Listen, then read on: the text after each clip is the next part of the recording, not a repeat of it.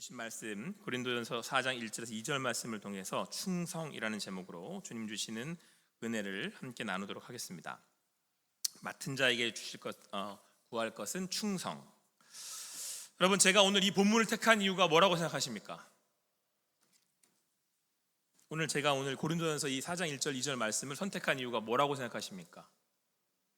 그렇죠. 오늘은 항중직 선거가 있는 날이어서 제가 이 짧지만 아주 굵은 말씀을 마음에 주셔서 선택했습니다. 우리는 그리스도의 일꾼들입니다. 그리스도인이라면 우리는 그리스도인의 일꾼들입니다. 성경은 우리를 하나님의 비밀을 맡은 자로 여겨라 라고 말씀하고 있습니다. 복음의 비밀을 아는 자들, 그래서 우리는 그리스도의 일꾼이라고 부릅니다. 그런데 오늘 이 성경은 우리에게 그 그리스도의 일꾼들을 맡은 자들이라고 말씀하고 있습니다. 맡겨진 자들이라는 뜻이죠. 다른 말로 좀 더 쉽게 얘기하면 청지기라는 뜻입니다. 그러니까 그리스도인들은 예수님을 믿고 깨닫는 게 있습니다. 내 삶은, 내 생명은 내 거 아니고 하나님께서 내게 주신 거구나 라는 사실을 깨닫게 된다는 거예요. 그리고 나의 삶에 그 모든 것들을, 나를 부르셔서 특별히 사명을 나에게 맡겨 주셨구나 라는 것을 깨닫게 된다는 것입니다. 여기서 우리는 아주 중요한 사실을 알게 되죠. 그것은 맡겨준 분이 언젠가는 마지막 날 우리에게 그것을 다시 거둬가신다는 거예요. 그리고 우리에게 그것에 대해서 우리는 이제 이걸 심판이라고 부릅니다만 평가하신다라고 성경은 오늘 우리에게 말씀해주고 있습니다. 사랑하는 성도 여러분, 우리가 예수를 믿고 예수를 고백할 때 우리는 먼저 구주라고 고백을 합니다. 구주는 Savior, 나를 죄로부터 구원하신 구주이십니다 라고 하는 고백입니다. 그리고 동시에 한 가지 더 고백을 합니다. 예수님은 나의 삶의 로드, 주님이십니다. 그래서 주인이 종에게, 청지기에게 사명과 또 주님의 달란트들을 맡기시는 거예요. 사랑하는 성도 여러분, 우리의 삶의 주인은 예수 그리스도이십니다. 할렐루야. 그래서 여러분, 언젠가는 우리 인생에 끝이 와요. 마지막이 있습니다. 그래서 그 마지막 때에는 반드시 하나님이, 주인 되신 하나님이 그 달란트에 대해서 우리에게 와서 물으십니다. 어떻게 했냐? 어떻게 썼냐? 내 인생을 어떻게 살아왔냐? 라고 물으신다는 거예요. 그때 여러분들의 삶은 과연 하나님 앞에 어떠한 말씀을 들으실 수 있겠습니까? 그런데 여러분, 마지막 때 달란트 비유에서 하나님이 잘하고 또 마음에 아주 썩 들은 그 사람들에게는, 청지기들에게는 뭐하라고 하고 동일하게 칭찬을 하셨습니까? 잘하였다, 착하고 충성된 종아. 그래서 오늘 성경은 그 맡은 자들에게 구할 것은 뭐다? 충성이라고 말씀하고 있습니다. 여러분, 그렇다면 충성은 무엇이겠습니까? 충성을 제가 정의해 드린다면, 충성은 단순히 감정적으로 일시적으로 흥분해서 반짝 열심을 내는 상태가 아닙니다. 그러니까 충성은 사실은 감정이 전부가 아니에요. 오히려 충성은 신실함입니다. 끝까지 신뢰할 수 있는 것을 충성이라고 얘기를 해요. 제가 이제 이 말씀을 전하기 위해서 충성의 신앙적 의미를 이렇게 찾아봤습니다. 그러면서 제가 이 말씀을 묵상하면서 딱 떠오른 말이 하나 있어요. 이건 여러분들도 다 아시는 거예요. 충성도 한 번 하면 뭐라 그래요? 충성을 한 번 하면 뭐라 그럴까요? 한 번만 했어, 충성을. 그걸 아부라 그래요. 반대로 아부도 평생 하면 뭐예요? 충성이 되는 거예요. 제가 충성을 다하겠습니다. 한 번만 했어. 이건 뭐예요? 아부예요. 제가 충성을 다하겠습니다. 근데 이걸 평생 했어. 그럼 뭐예요? 아니, 충성, 아부를 제가 평생 다하겠습니다. 그럼 이게 뭐가 된다고요? 충성이라니까요. 충성은 뭐예요? 상황과 관계없이 신실하게 주인을 위해서 충성하는 것, 마음을 다하는 것을 충성이라 그래요. 그러니까 여러분, 충성은 누가 본다고 하고 안 본다고 하는 게 아니에요. 여러분, 우리는 예수님을 주인으로 섬기는 사람들입니다. 그래서 여러분, 우리는 안 보이는, 보이지 않는 하나님을 주인으로 섬기며 충성하며 살아가는 사람들입니다. 사람들이 보든 보지 않든, 하지만 그 하나님이 내 앞에 계심을 믿기에 호람데오의 인생을 살아가는 그들을 그리스도의 일꾼이라고 부르는 거예요. 나에게 어떤 일이 맡겨지든, 나에게 어떤 상황이 주어지든 관계없이 신실하게 주인이 원하시는 대로 살아가는 것, 그것을 충성이라고 부릅니다. 그래서 여러분, 맡겨진 자들은 먼저 누구의 뜻을 구하며 살아가겠습니까?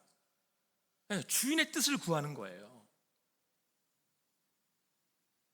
그렇기 때문에 누가 보든 보지 않든 한결같이 신실하게 맡겨진 사명에 최선을 다하는 것, 이것을 충성이라고 부릅니다.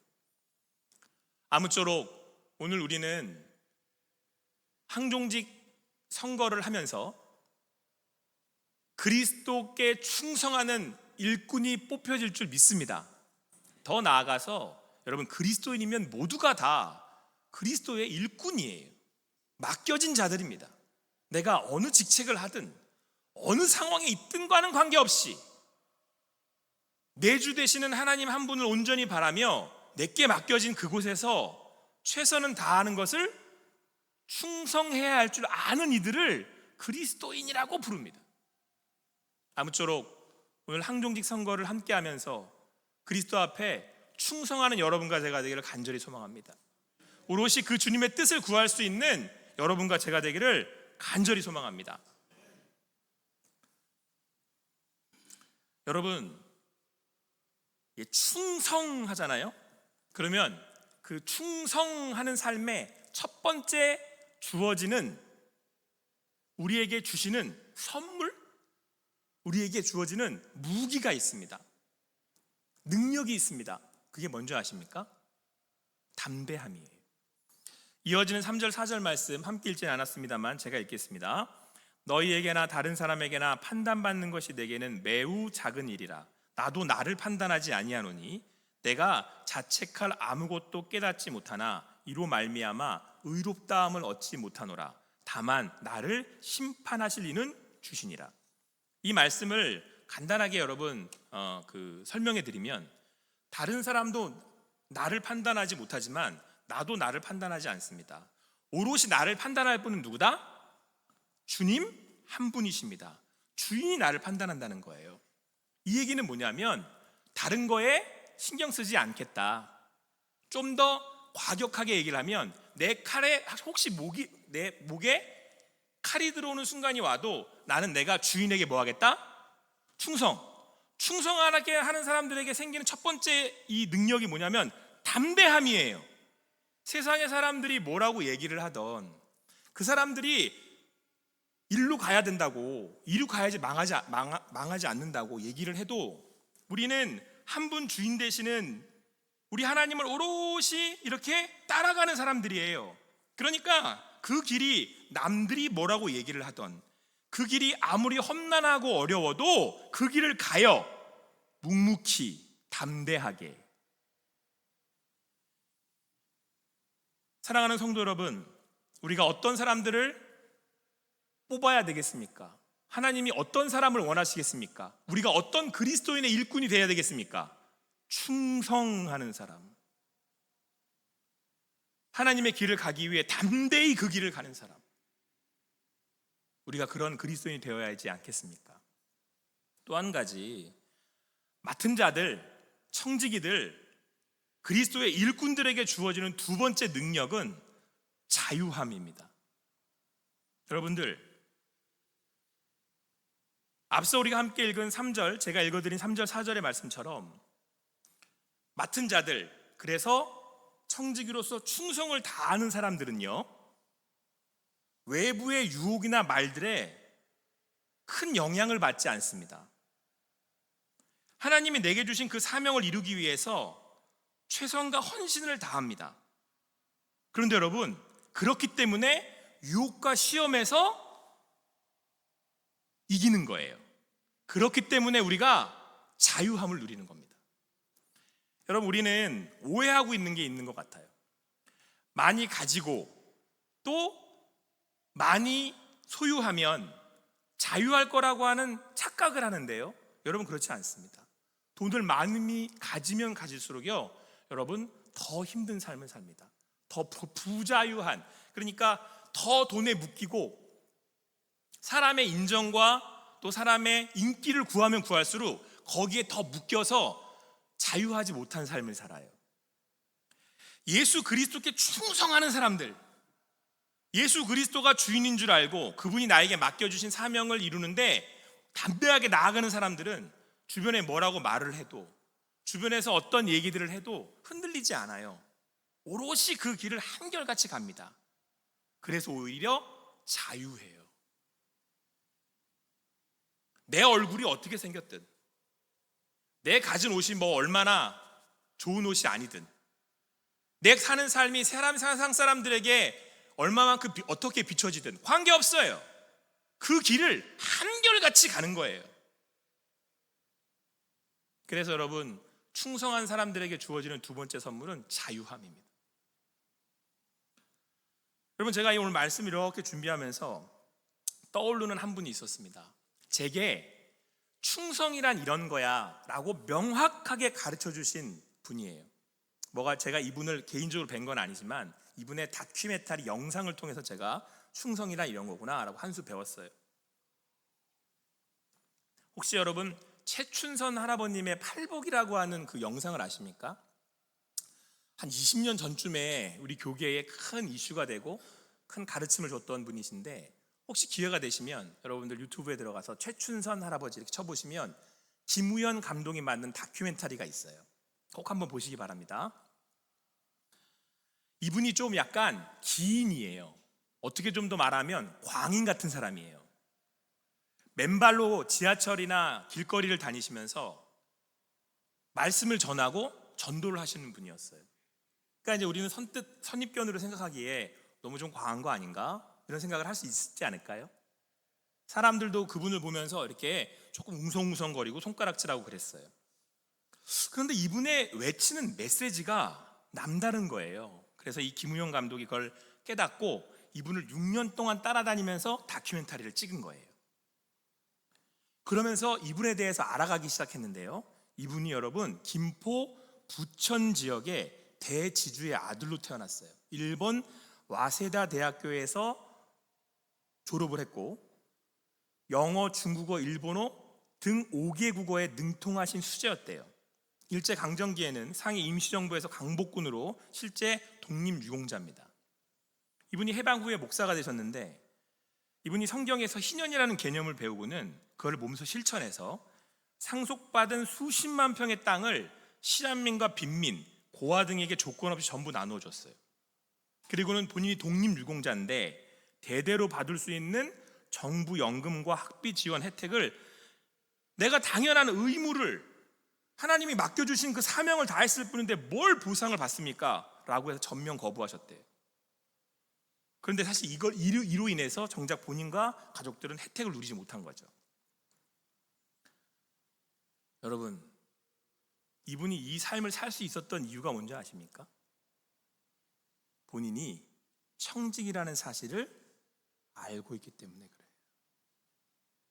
하나님 내게 주신 거 내 거 아니고 하나님 내게 맡겨주셨다는 사실을 믿기 때문에 그렇다고요. 하나님의 뜻을 구할 줄 아는 충성된 일꾼이었기 때문에 그렇다고요. 이분이 맨발로 지하철을 다니셨습니다. 한겨울에도 신발을 신지 않고 다니시는 거예요. 그러니까 이 김우영 감독이 물었습니다. 왜 이렇게 맨발로 다니십니까? 이 발이요 다 갈라지고 부르텄어요. 그랬더니 이 최춘선 할아버님께서 이렇게 대답을 하세요. 영상 중에 나옵니다. 하나님이 주신 조국이 남과 북으로 갈라져 서로 미워하고 있으니 하나님께 너무 죄송합니다. 통일이 되기 전까지는 절대 신발을 신지 않겠습니다. 그리고 젊은 세대를 향해서 이렇게 외치세요. Why to Korea? 왜 한국이 둘이냐는 거예요. 왜 미워하고 있냐는 거예요, 서로를. 그러면서 이분이 경인선 지하철에 올라서 복음을 전하십니다. 사람들은 미친 사람 취급을 하거나 수모를 당하기도 하는데, 그때 김우영 감독에게, 그 사람들에게 이렇게 외칩니다. 예수는 나의 힘이요, 역사상 가장 큰 자비의 초대. 여러분, 이런 담대함이 어디서 나오는 겁니까? 충성된 일꾼이기 때문에 그래요. 충성됐기 때문에. 다른 사람들의 평가와 다른 사람들의 말이 아니라 주인 되시는 예수 그리스도의 그 시선 앞에, 지난주에 함께 나눴던 말씀처럼 나침판이 흔들릴 수 있을지언정 예수 그리스도를 향해서 나를 맞추기 위해 그 삶을 살아가셨던 충성된 하나님의 일꾼이었기 때문에 그렇습니다.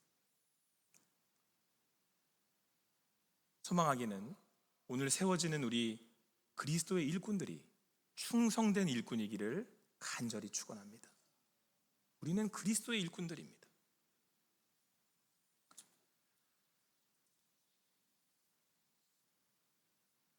이 최춘선 할아버님의 그 어록을 기록한 책자가 있습니다.